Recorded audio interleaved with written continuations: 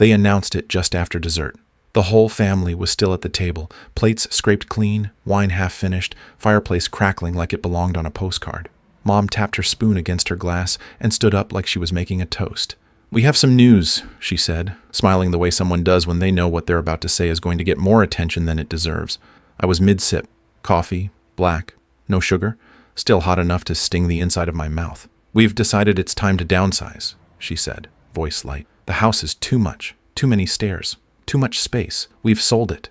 People clapped. A few murmured things like, "Oh, wow," or "That makes sense," like it was a smart financial move instead of a betrayal. Derek raised his glass. "Couldn't say no," he said. "Too good a deal to pass up. Real estate's wild right now." He looked at me when he said it. He smiled. I just looked back at him. Mom turned to me. "You understand, right? You've always been so independent. This place, it was never meant to be your burden." I nodded. "Of course," I said. Then I took another sip. "My name's Aaron Delmar. I'm 42. Retired Army sergeant. Served 3 tours in Afghanistan, 1 in Iraq. Walked out with a ruptured ACL, tinnitus in both ears, and a pension that should have set me up for life. Didn't use it for myself. Used it for them. I moved back into the house a year and a half earlier. Dad had just had his second stroke. He was quieter now. Not because he was humbled, but because half his mouth didn't work anymore. The house looked the same. Same sun-bleached porch swing, same cracked shutters, same mildew stain on the living room ceiling from the year the roof gave out. "You don't have to stay," Mom said when I came back. "You've done enough." I didn't answer. I just started tearing out the rotten beams on the back deck the next morning. They didn't ask me to fix the house. They didn't have to. Every nail, every wire, every board. I did it. I rebuilt the porch, then the stairs, replaced the water heater, rerouted the plumbing under the kitchen sink because Dad used to pour grease straight down the drain for 20 years, and it finally caught up to him. I refinished the hardwood floors, ripped out the moldy carpet in the hallway, sanded, stained, sealed, paid for it all with the pension. Didn't ask for thanks. Didn't get it either. I used my old VA contractor license to pull permits for the electrical rework, upgraded the breaker box, replaced every switch and socket, documented everything. Old habit. Paper trails save lives or lawsuits. Had the HVAC replaced that June. Used the last chunk of my pension for it. Registered it under Delmar Home Services, the LLC I set up years ago but never used.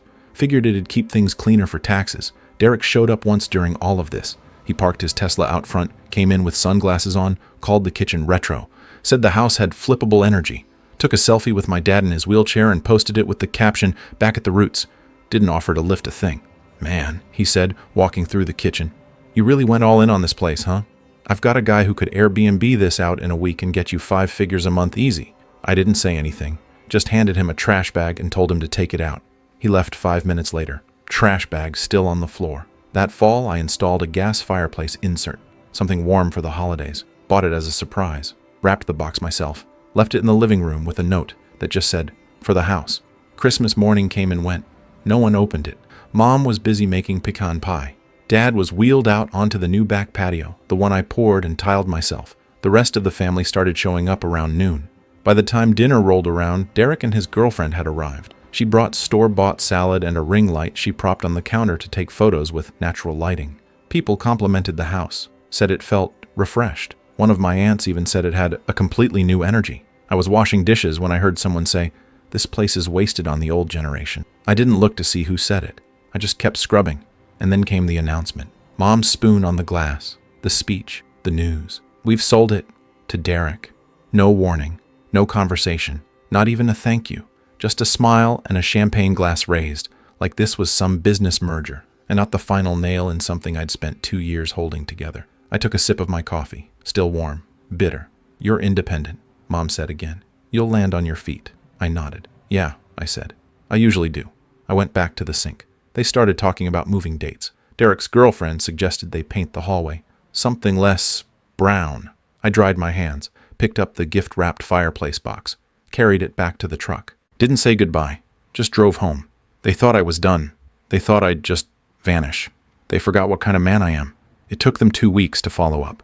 I got a text from Mom first. "We're thinking of moving by February. Could you help with some of the heavy lifting?" Not a question. More like a postscript to betrayal. I didn't respond. The next day, Derek emailed me a scanned inspection checklist. "Hey man, need help identifying which upgrades you did for the buyer report. They're super impressed with the Reno. Great craftsmanship. Also, do you remember the HVAC installer? Need that receipt. The email ended with a smiley face. I stared at it for 5 minutes, closed my laptop, and walked outside. It was drizzling, cold. The kind of cold that soaks into old injuries. My knee throbbed in sync with my heartbeat. I stood on the porch of the small rental I'd moved into 3 days after Christmas and watched my breath fog the air like a slow leak. They hadn't even asked if I had somewhere to go. The new place was a 600-square-foot duplex at the edge of town. Smelled like dust and cigarettes. The landlord gave me the key with a shrug and said, "Don't flush paper down the toilet. Pipes are old." There was no driveway, no yard, just 4 concrete steps and a thin steel door with chipped paint. I moved in with 2 duffel bags, a cot, and the box with the gas fireplace insert, still unopened. I placed it in the corner of the room, didn't unwrap it, just left it leaning against the wall like a headstone. The calls kept coming, from Mom, from Derek, once, even from Aunt Lisa. "Your cousin's doing a great job handling things. It's really coming together." Coming together. Like they were building something, like I hadn't already built it. Mid-January, I got an email from the title company. "We've been advised to contact you regarding the HVAC and electrical documentation filed under Delmar Home Services, LLC. They were polite. Curious, I wasn't. I replied with a scan of my permit filings, contractor registration, and warranty docs, all issued in my name, billed through the LLC, and filed with the county. The final line of my email was 5 words.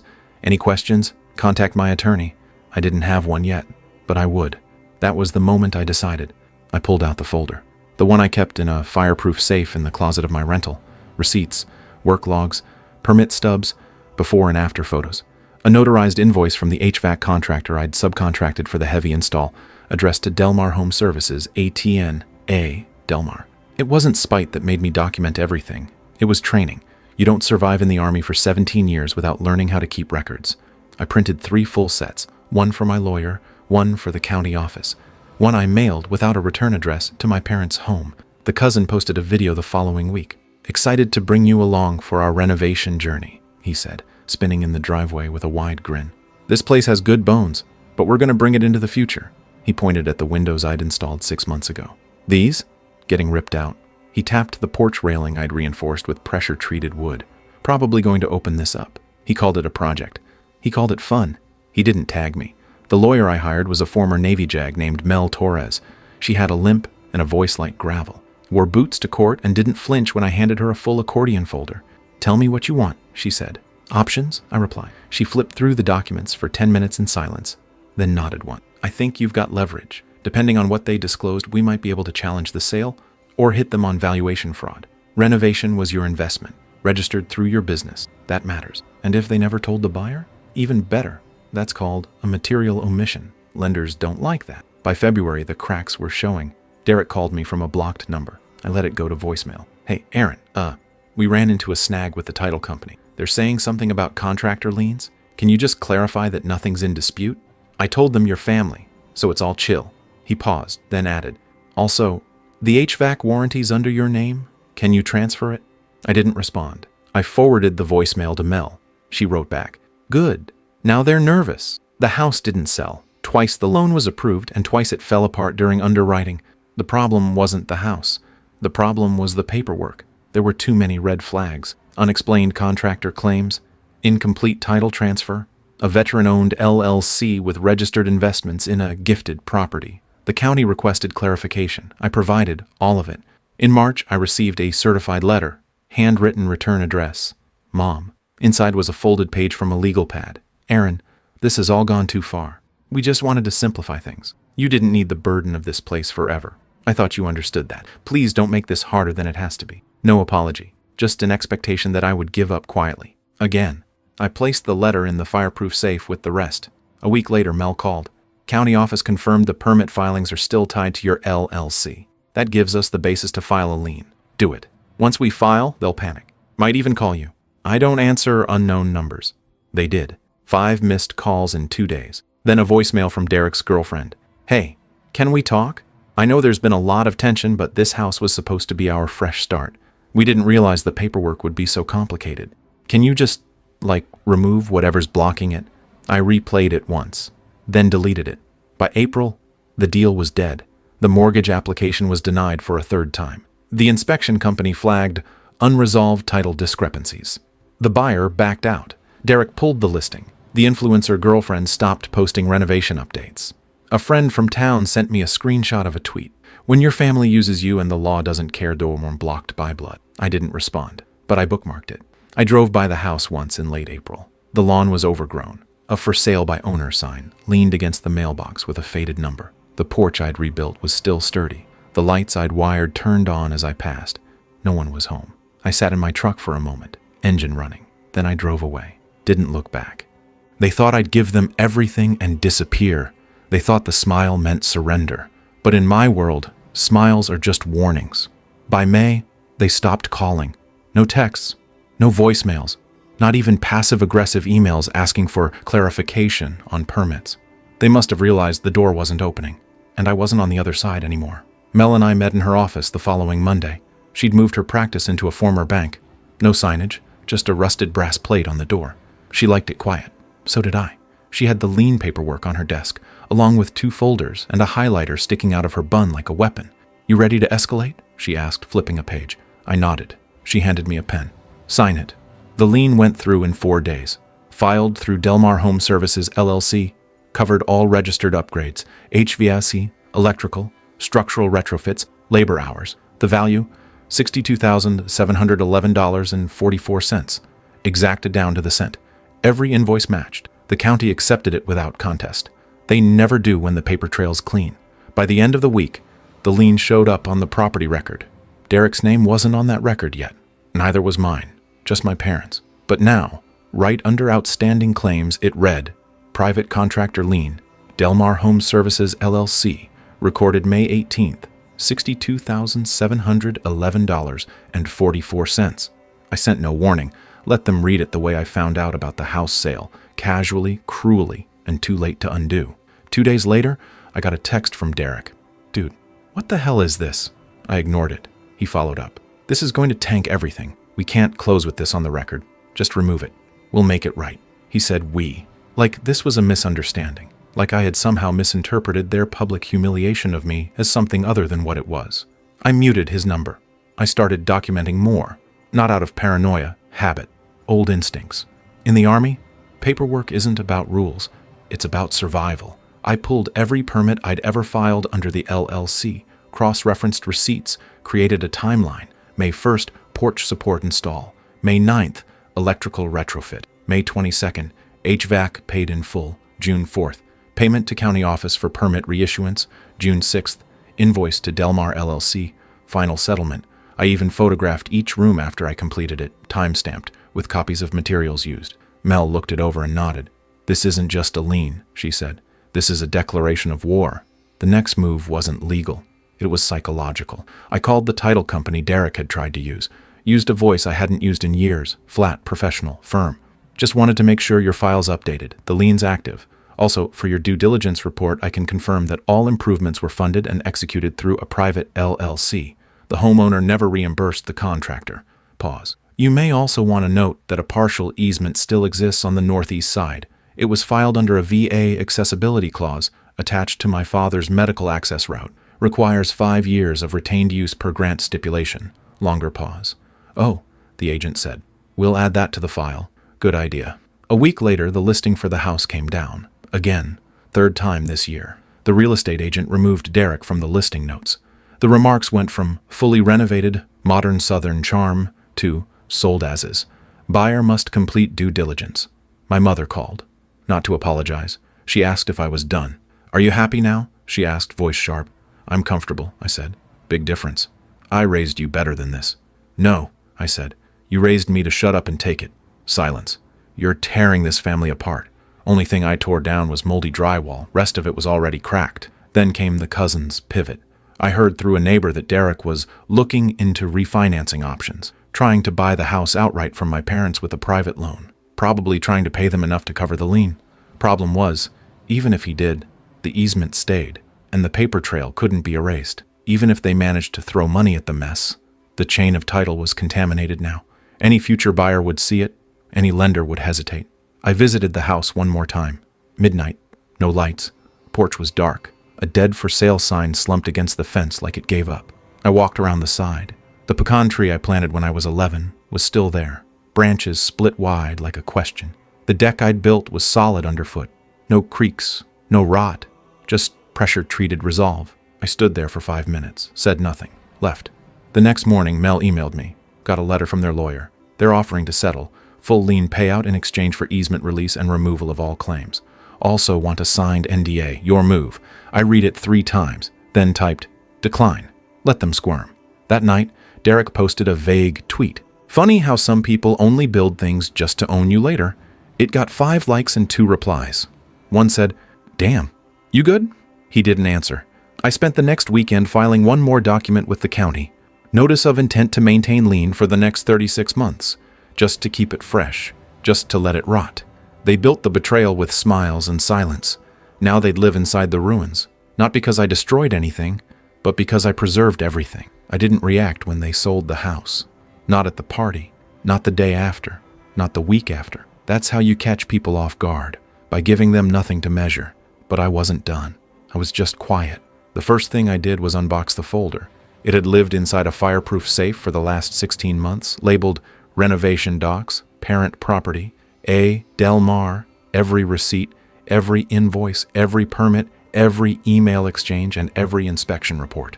Indexed, numbered, signed where needed. HVAC installation, $9,400. Electrical overhaul, $3,670. Foundation repair, $6,100. Custom oak flooring, $12,850. Labor hours logged, 1,040 hours at $40 per hour. Market rate equals $41,600. Total, $73,620. I wasn't going to round it down to be polite. I'd been polite long enough. I reached out to a lawyer the next day, not a billboard type, not one with commercials. Melanie Torres, former Navy JAG, practiced real estate law with the kind of precision you'd expect from someone who used to cross-examine pilots. We met in her office above a pawn shop. Your parents still alive? She asked, scanning my documents. Both. They transfer ownership already? Number just promised it. Tried to list it with a realtor. Sale didn't clear. Now they're doing a private agreement with my cousin. Paperwork? They don't think I know. She smiled without warmth. Then we make sure they find out you do. We filed a mechanic's lien through my LLC, Del Mar Home Services. Veteran registered, small business certified. All work documented under that business. All permits filed using that contractor number. Lien amount, $73,620. Filed with the county. Sticks to the property title like blood on a white shirt. It means the house can't be sold, transferred, or refinanced until the lien is satisfied. Or they go to court and prove I don't deserve a penny. They won't, because I have proof. More than enough. I didn't call them. Didn't text. Didn't warn them. Let them find out the way I found out the house was sold. Publicly. Quietly. On paper. 3 days later, Derek emailed me. Subject line, Yo, WTH is this? Message, title office flagged something with your name on it? I thought you said you were cool with the move. Why make this harder than it needs to be? I didn't reply. He followed up that night. Lawyer says we can't finalize anything until this is removed. Can you just sign a release? I'll even Venmo you something. Venmo. Like I was a food delivery guy who forgot to charge a tip. Mel called me the next day. They've got a real estate attorney now. Sent us a request for documentation. You send it? I sent the folder, all of it. She paused. They're going to panic. Their attorney's good enough to realize this isn't negotiable. Let them sweat. Next, I called the zoning board.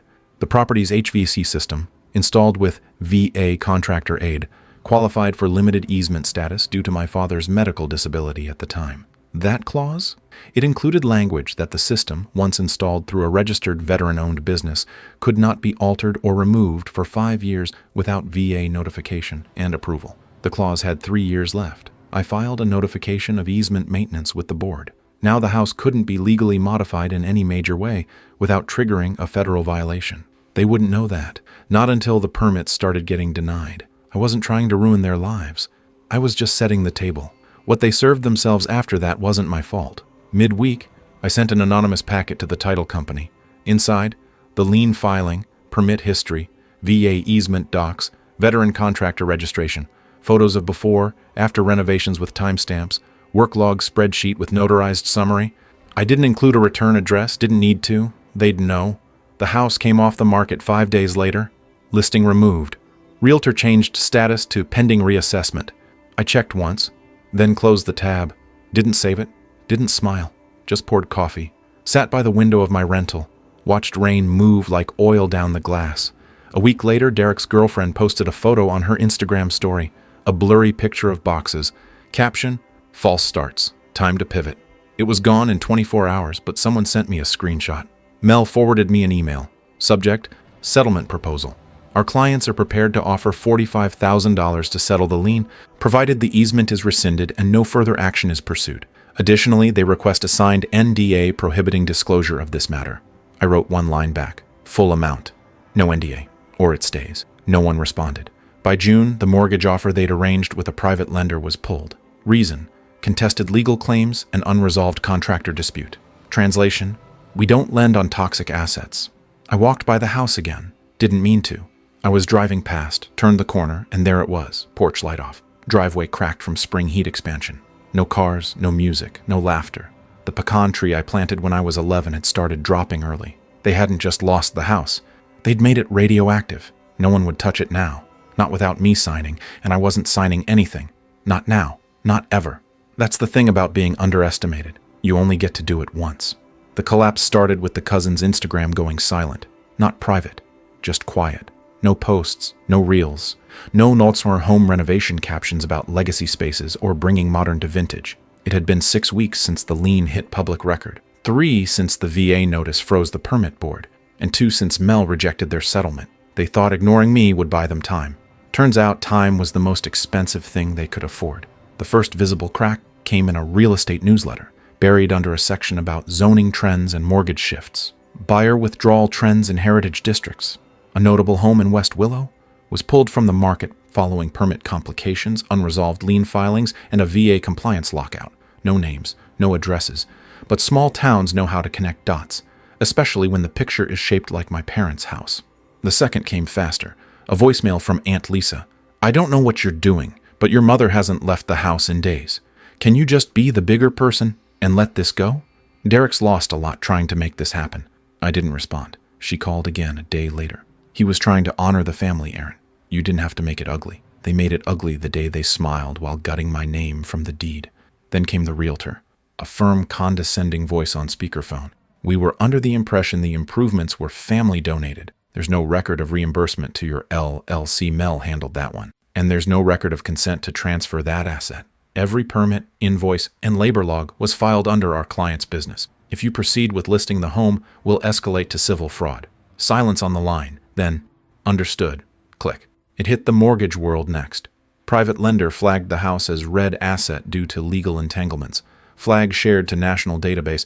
Now, no bank would touch it. Even if they paid the lien off in full, the reputation damage stuck. Too much liability. Too much legal noise. Realtors call these kinds of properties poisoned wells. No one drinks from them. I ran into a guy I knew at a gas station. Worked at the county assessor's office. He pumped diesel with one hand, sipped Monster with the other. Man, I heard about the mess with your folks' house, he said. Didn't sound gossipy, just surprised. Some renovation dispute or something? I nodded. Something like that. He shook his head. Crazy how fast people ruin their own deals. Then came the real blow. Derek posted a thread on Twitter. 7 tweets, all lowercase. Tones somewhere between humble brag and victimhood. Sometimes the people who act like they love you the most are the ones who want you small. You build dreams and they build roadblocks. Lesson learned. Blood isn't thicker than litigation. The last one just said, moving on, new chapter, stay tuned. 2 likes. One from his girlfriend. One from an account named #HustleHarder1993. Mel called me the next morning. They tried filing a rebuttal. Rebuttal? Yeah. Claiming the improvements were an informal family gift, that you never expected payment. What did you say? I sent them your signed time logs, with dates, locations, labor value. Then I sent the VA accessibility clause tied to the HVAC install. She paused. They went quiet after that. By July, the pecan tree out front was dropping dead limbs. Metaphor wrote itself. No one was mowing the lawn. The porch had a sag in the corner again, not because it was failing, but because no one checked the posts after the spring rains. Funny how quickly things fall apart when the person holding it together disappears. I got a certified letter from my mother. Inside, 3 sentences handwritten in cursive. We didn't mean to hurt you. We only wanted what was best for everyone. Please come talk to us. I didn't respond. I slid the letter into the fireproof box with the rest. Later that week, Derek sent one final message. You win. You poisoned everything. Hope it was worth it. No greeting. No sign-off. Just spite and font. I didn't write back, but I did something better. I filed a notice of renewal on the lien, extended its validity for another 3 years. Total cost, $24 and a signature. Mel sent confirmation. Lien renewal accepted. Recorded and live. With that one form, I locked them in. No sale, no equity, no escape. They weren't just stuck. They were stuck in a house built on sacrifice, renovated with trust and crippled by betrayal. And the only man who could fix it wasn't interested. It started with a knock, not a text, not an email, not a call. An actual knock on my rental's dented steel door, just after 8 a.m. I hadn't spoken to my mother face-to-face in 5 months. She stood there in a wool coat, hands wrapped around a purse like it might protect her. Behind her, Derek. No smile, eyes flat, like someone waiting for a verdict. I didn't invite them in, didn't offer coffee, didn't sit. They didn't ask. We need to talk, Mom said. I waited. There's no easy way to say this, she continued, but we made a mistake. Derek shifted beside her, arms folded tight. I kept my hand on the doorframe. We didn't think it would come to this, she said. You filing liens, getting the government involved, turning it into this. You sold the house while I was still working on it, I said. Her lips tightened. We thought it was what was best. You've always been so independent. You figured I'd walk away quietly. Silence. Derek cleared his throat. Look, man, none of this had to get legal. It was supposed to be a clean handoff. You made it messy. I looked at him. You forged a sale agreement before the deed was even clear. That was between them and the lawyer, he snapped. Not anymore. I turned, walked back into the house, and came back with a folder. Same one Mel had tabbed and labeled. I handed it to my mother. She opened it with trembling hands. Inside, the lien documents, copies of permits filed under my LLC, inspection reports, VA compliance records, photos with date stamps, signed estimates, time logs. Her eyes glazed halfway through. Everything was documented, I said. Everything was legal, you just didn't ask. She tried to speak, failed. Derek stepped forward. So what's the plan here? Hold the house hostage forever? You want a payout? Fine. We'll write a check. You can't afford it. I've got options. Then use them. He looked at me like he wanted to say something sharp. Instead, he exhaled hard through his nose and turned away. We just want to make this right, my mother said, voice small. You can't, I said. Aaron, please. You stood in front of 30 people and gave my home to someone else, while smiling, while I stood 5 feet away. I didn't say a word then, but I'm saying one now. She blinked. No. They didn't ask to come in. Didn't offer to undo anything. Didn't apologize like they meant it. They just left. Derek didn't look back. She did. I closed the door. Later that day, I got an email from Mel. Their lawyer has formally withdrawn. Settlement talks ended. No new counsel listed. County clerk confirmed lien is fully uncontested. Then, we won. I checked the county portal later that week. The property sat flagged. Unsellable, unmovable. Market value dropped by $40,000 in 3 months. I drove by once more. The for sale sign was gone. No one had replaced it. The lawn was 2 feet high. 2 weeks later, I got a card in the mail. No return address, but the handwriting was my mother's. Inside, Aaron, I miss my son. Not the man you became during all this. The one who used to fix things for everyone. I don't know how we got here, but I hope someday you understand that we did what we thought was right. Love, Mom. No mention of the house. No mention of Derek. Just that single sentence. The one who used to fix things for everyone. I read it once, then folded it into the same envelope, slipped it into the back of the safe with the rest, right next to the lien renewal, and a fresh form labeled Permanent Restriction of Release Authorization. Delmar LLC. They thought I'd break, thought I'd give in for peace, thought I'd forget. They forgot who I learned silence from, and what I'd been trained to survive. The house didn't sell, not in spring, not by summer, not even when they dropped the price below market and offered to throw in the furniture. Buyers backed off when they pulled the title history. No one wants a lawsuit with their mortgage. By fall, the grass out front was dead, not from heat, from neglect. The shutters I'd painted began to peel. The porch railing I'd installed now leaned right, likely hit during one of Derek's failed DIY videos. A neighbor sent me a photo, no caption, just the picture. Brown lawn, warped fence, dark windows, looked like a memory abandoned mid-sentence. I didn't live in the duplex anymore. I found a place outside of Asheville, small, quiet, 2 bedrooms, and a view of the mountains. Bought it with VA assistance. Told them the truth, said I was rebuilding. They nodded. They'd heard that story before. Usually ends better than it starts. I didn't speak to Derek again. His accounts went private. The influencer girlfriend moved out. One day she was posting detox tea ads. The next, she was gone. Someone told me he tried to flip another house in town. It fell through during the inspection. Apparently his name was now flagged on multiple lender databases for incomplete financial history. Not my fault, just the ripple effect of arrogance. I saw my parents once more. Not planned. Grocery store. Middle aisle. They were looking at soup. My mother's hair was thinner. Dad leaned heavy on the cart. They didn't see me. I didn't let them. Just turned the corner, left the store, drove home. No heartache, no rush of rage. Just nothing. That's when I knew it was over. Not for them. For me. I still kept the paperwork. Not out of spite. Out of discipline. The lien would expire in 3 years if I didn't renew it again. I marked the date anyway. Might renew it, might not. That part didn't matter anymore. The house wasn't mine, but it wasn't theirs either. It just sat. Unloved, unsellable, unwanted. Like a question no one could answer. One morning I made coffee. Same black mug I'd used the night they made the announcement. Same bitter roast, but the silence felt different now. Not heavy, just quiet, empty of obligation. I sat on the porch of my new home. The trees swayed like they didn't care who had been betrayed. Mel sent me a check. Residual payout from a secondary lien clause tied to a zoning rebate. "Didn't expect this," she wrote, "but I figured you'd want to know. Your work still has value." I didn't cash it, just filed it away. Proof again that I wasn't crazy. The gas fireplace insert I'd bought as a Christmas gift still sat in my garage. Unopened, still in the original wrapping. The note attached read, "For the house." I scratched out the word "the," wrote, "For a home." They took something I built with blood and time. They turned it into a transaction, a betrayal. They assumed silence meant surrender, that the man who gave everything had nothing left. They were wrong. Silence was never weakness. It was preparation. And by the time they heard me again, it was already too late. That's all for this story. I'll be back with another one. If you haven't already, please consider subscribing to the channel. It motivates me to create more content like this.